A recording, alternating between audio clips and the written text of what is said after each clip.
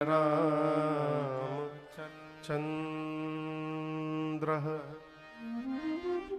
सर्वस्वं मे रामचन्द्रो दयालु नार्यं जाने नैव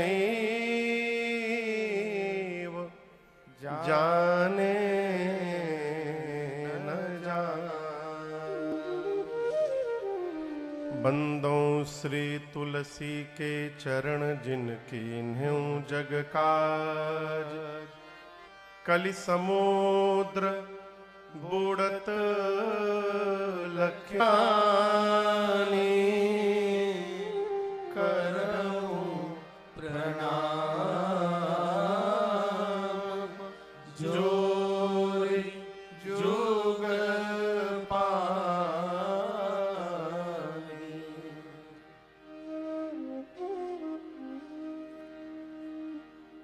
सियावर रामचंद्र भगवान की जय। जोड़ से श्री बाल कृष्ण भगवान की जय। उमापति महादेव की जय। पवन सुत हनुमान की जय। पूज्यपाद गोस्वामी श्री तुलसीदास जी महाराज की जय। श्री रामचरितमानस भगवान की जय। श्री बल्केश्वर महादेव की जय। नमः पार्वती पतये हर हर महादेव।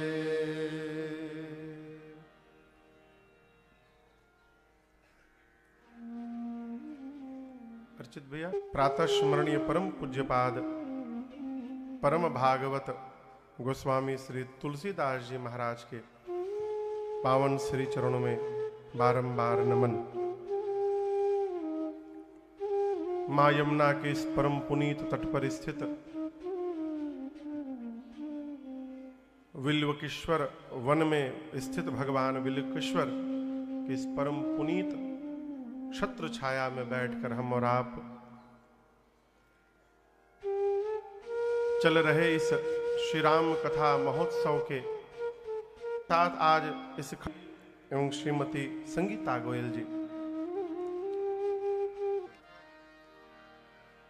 तब मुनि सादर कहा बुझाई चरित एक प्रभु देखिय जाई। विश्वामित्र जी ने कहा था राम जी एक धनुष यज्ञ देखने चलना है। राम जी धनुष यज्ञ में भाग लेने नहीं आए थे, धनुष यज्ञ दर्शन करने आए थे। इसका अर्थ राम जी तोड़ने नहीं गए थे। तो राम जी क्यों तोड़ दिए?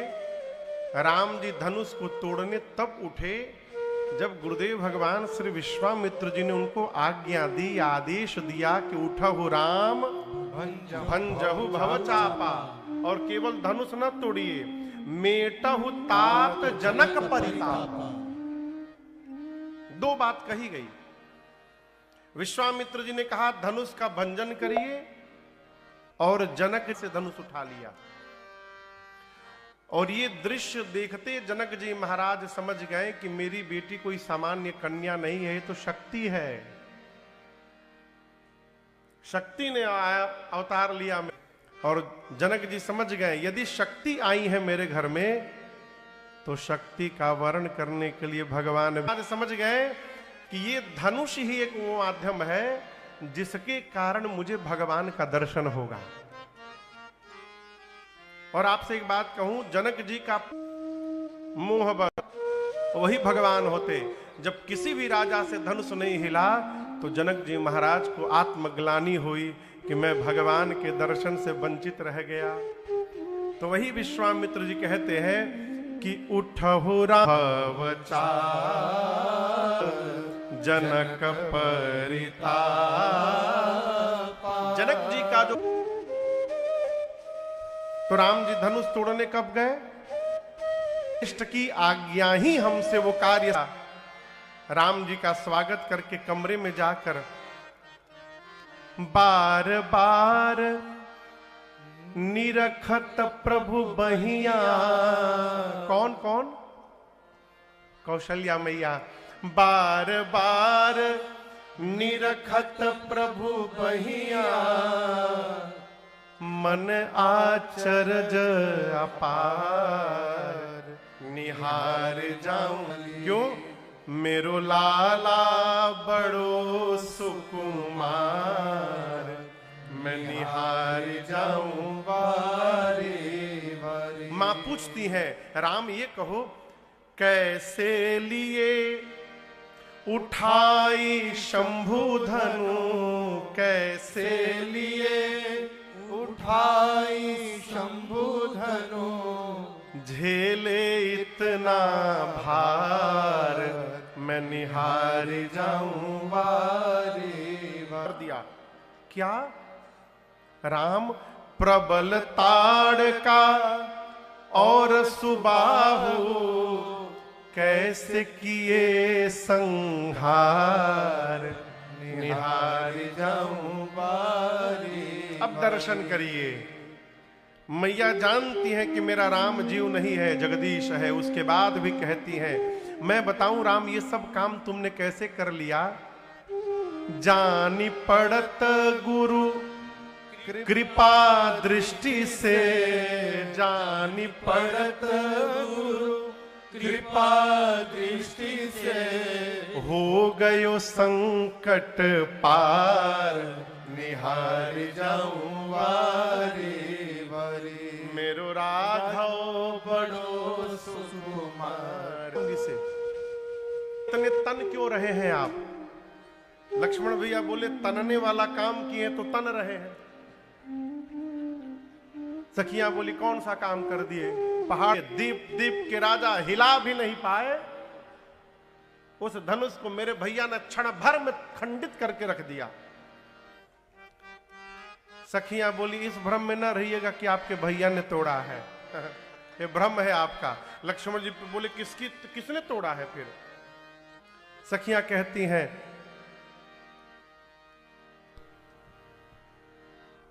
स्वामी जी का पद है,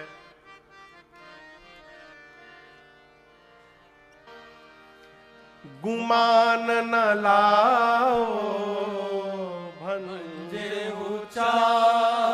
सखियां कहती है घमंड न करिए कि आपने तोड़ दिया। अरे भंजे ऊंचा गारी मिथिला की, धर ध्यान सुनो धनुषधारी, गारी मिथिला। तंते कौन सा काम? हल्ला करना। भोज ओज होता है ना, भोज, तो जो आदमी कोई काम नहीं करता हल्ला करता है, पूड़ी चलाओ, सब्जी चलाओ, वो सबको ऑर्डर देता है। जिन जिन राजाओं से धनुष हिला भी नहीं, विवाह कैसे हो सकता है? हमारे रहते ये बालक कन्या को लेके चला जाएगा, पकड़ो, धर लो, दबोच लो, बंदी बना लो। अच्छा उठ कोई नहीं रहा है, उठ कोई नहीं रहा है, सब बैठे बैठे चिल्ला रहा है, कह रहा है बंदी बना लो उसको। तो एक ने कहा यदि महाराज जनक सहायता कर दे तो हम अभी बंदी बना लेंगे। स्वामी जी कहते हैं जब राम जी ने धनुष तोड़ा तो उस धनुष के टूटने की ध्वनि केवल पृथ्वी पर नहीं, भरे भुवन घोर कठोर रव रविवादि तजिमान छले। सूर्यलोक से सूर्य नारायण के घोड़े पटक कर भागने लगे, पाताल में दिग्पाल धूरी पर कलमला उठे, धरती पर सुर मुनि ने कान बंद कर लिया, 3 लोक तक आवाज गूंजी थी।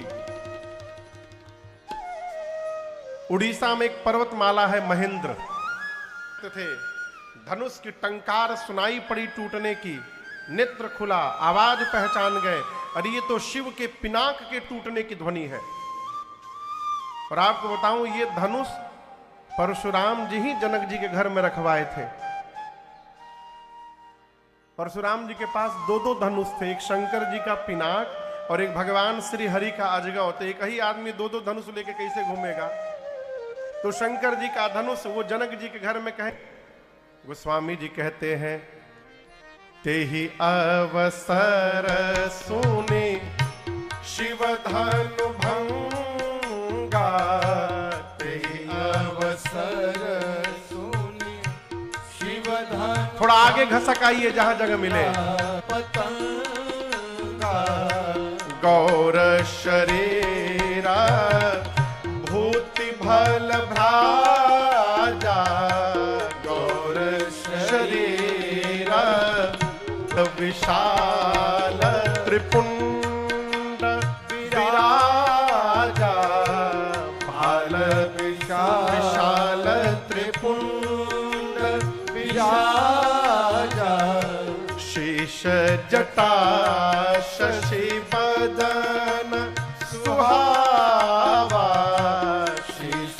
जटा शशि परंतु ऋषभ सकछुक अरुण होइयावा, ऋषभ सकछुक अरुण होइयावा, भ्रिकुटी कुटिल नयन रिसराते,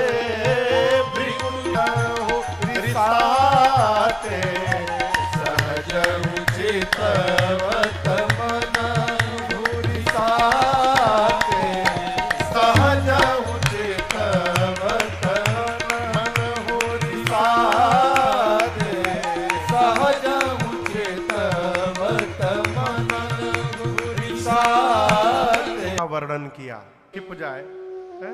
कैसा हो जाता है? लाल। ऋषभस, ऋष मने क्रोध के कारण, कछुक अरुण होई आवा, क्रोध के कारण चेहरा लाल हुआ है। भ्रिकुटी कुटिल नयन रिसरा, जिसकी ओर प्रेम से भी देख रहे, अच्छा उसको लग रहा है कि मानो आज जीवन का अंतिम दिन ही है हमारा। कमर में फरसा बंधा है, कंधे पर वृषभ कंध, वृषभ की बाती विशाल वक्षस्थल है उनका, सुंदर यज्ञोपवीत शोभायमान है, कमर में मृगचर्म लिपटा हुआ है।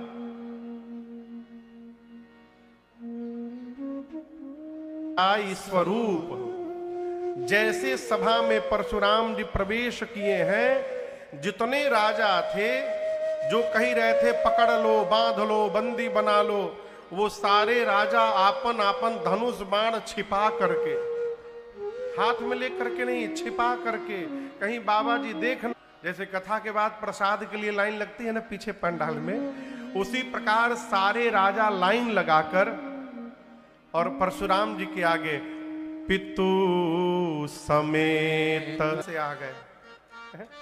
हम कसम खा के कहते हैं, राम लक्ष्मण जी को बुलाकर कहा इनके चरणों में दंडवत करिए और यहां दर्शन करिए, भले क्रोध में आए हैं तो क्या हुआ, दिव्य सर्वकाल दिव्य रहता है।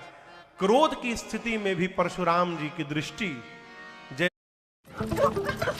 अचानक याद है, लेकिन पूछ रहे हैं जैसे मानो कुछ नहीं जानते हो, अनजान हो। बोले जनक, आज आपकी सभा में ये दीप दीप के राजा क्यों एकत्रित हुए हैं?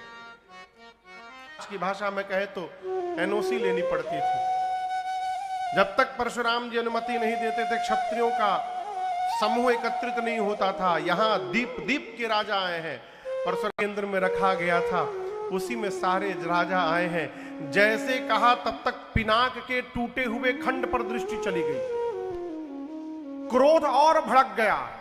परशुराम जी बोले, ऐ जड़जनक, इस धनुष को किसने तोड़ा है? निकाल करके बाहर करो उसे, निकालो, वरना जहां तक तुम्हारी राज सत्ता है अभी संकल्प करके उतनी धरती को पलट दूंगा, तुम्हारी पूरी सत्ता। सारे लोग थर थर कांपने लगे, अब क्या होगा। जिन जिन राजाओं से धनुष हिला नहीं था, एक राजा बगल के राजा से बोला, हमको पता था ये होगा, तुम क्या जानते